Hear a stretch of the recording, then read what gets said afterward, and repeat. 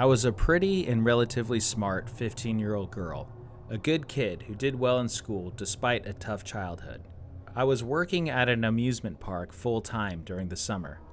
The area I lived in could be sketchy, but having grown up with little to no adult supervision, I was used to trying to look out for myself. My father was out of town, mother was long out of the picture, and my sister, 3 years older, and I were staying at our home alone. I finished work at 11 p.m. when the park closed, and walked myself home by myself as I usually did. It wasn't far, perhaps 10 minutes. I arrived home. My sister was still out somewhere, and I got ready for bed, putting my pajamas on and crawled into bed. I was starting to fall asleep but heard a small noise. I didn't know what it was, but it didn't seem like a usual house noise. My bedroom was on the second floor with stairs leading up.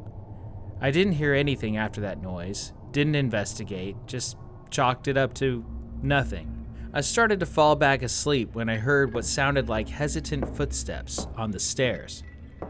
I was instantly awake. But in my mind, it was my sister coming home and climbing the stairs where her bedroom was. Still in bed, I yelled out, "Wendy? Wendy, is that you?" I heard nothing back.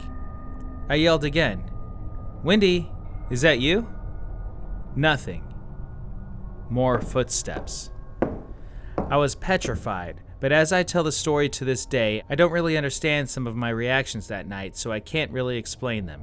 I got out of bed, opened the ajar bedroom door fully, and went out to the stairs, where I stood at the top. Below me, about halfway up the stairs, was a man I'd never seen before. He looked to be early 20s, a little taller than my 5'7", not a big guy, but solid with blonde curly hair. I asked him what he was doing. His reply was a garbled mess, something along the lines of, "Where's Wendy? My mother told me not to get mixed up with women. Where's Wendy?" From his manner and wild-eyed look, he seemed like he may have been doing drugs. He had followed me home from the park and was just asking, "Where's Wendy?" in response to my calling out for her.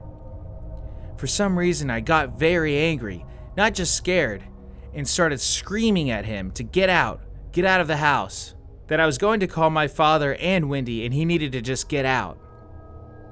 To my surprise, he did.